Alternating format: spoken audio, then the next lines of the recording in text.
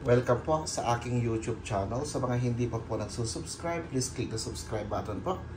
At huwag kalimutang i-click ang notification bell para ma-update po tayo sa mga new upload videos. Ayan po, today po ay magluluto po tayo ng tinola. Ayan po ang ating manok.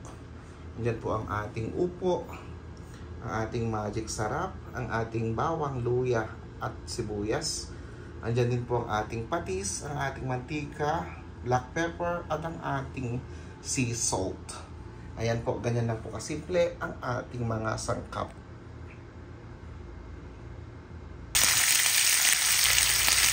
Ayan po, inuna po ang ating manok.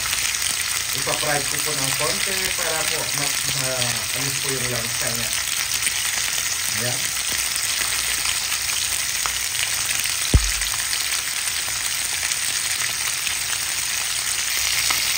Ayan na po ang ating manok. Ayan, nagba-brown na.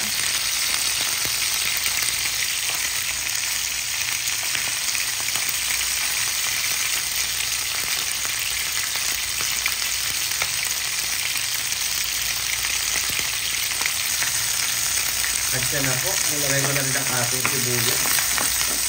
Ayan, igisa natin ang ating bawang sibuyas at ang ating luya.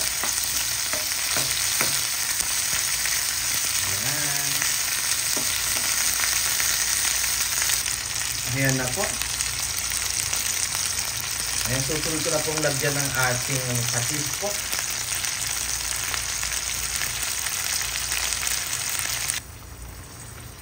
Ayan na po, nilagay ko na rin po ang ating upo.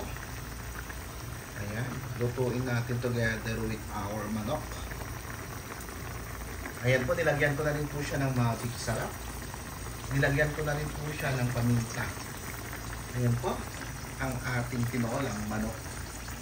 Takpan lang po natin at lutuin po natin. Ayan na po ang ating tinolang manok. Ayan na po. Ayan, kainan na po tayo.